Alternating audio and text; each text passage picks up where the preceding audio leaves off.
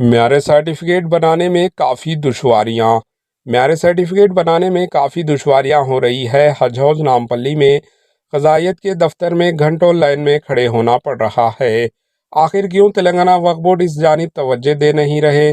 درخواست کو on line کرنے کے بعد بھی وقف بورڈ کے دفتر حج ہاؤس میں طویل قطار لائنوں میں ٹھہرے رہنا پڑ رہا ہے، جبکہ معیار سرٹیفکیٹ کا فارم آن لائن داخل کیا جاتا ہے اور اس میں تمام تفصیلات کے ساتھ آدھار نمبر، فون نمبر وغیرہ بھی ہوتا ہے۔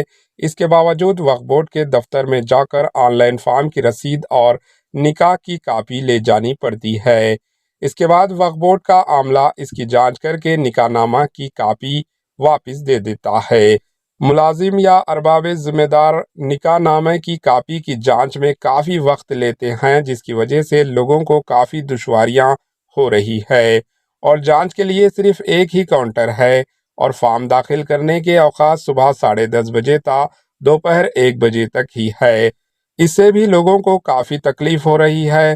وقف بورڈ کے چیئرمین اور ذمہ داروں سے گزارش ہے کہ سب سے پہلے کاؤنٹرز کی تعداد کو بڑھائیں اور ایک سے زائد افراد کو وہاں پر فارم کی جانچ کرنے کے لیے رکھیں، اور فارم داخل کرنے کے جو اوقات ہیں اس کو بھی بڑھائیں۔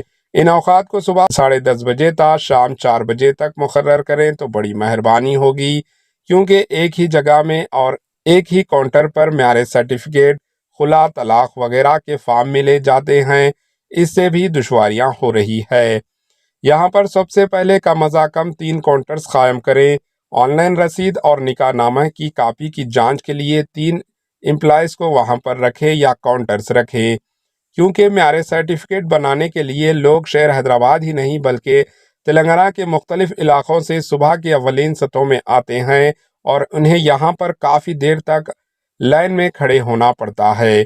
امید ہے کہ وقف بورڈ کے چیئرمین عظمت اللہ حسینی اور وقف بورڈ کے ذمہ داروں اس جانب توجہ دیں گے اور اس قضائیت سیکشن میں زیادہ عملہ کو رکھیں گے اور فوری اس مسئلے کو حل کریں گے، اور معیار سرٹیفکیٹ کے حصول میں جو دشواریاں اور طویل قطار لگ رہی ہے اس سے خواتین اور مرد حضرات کو راحت ملے گی۔ Bureau report, H N news.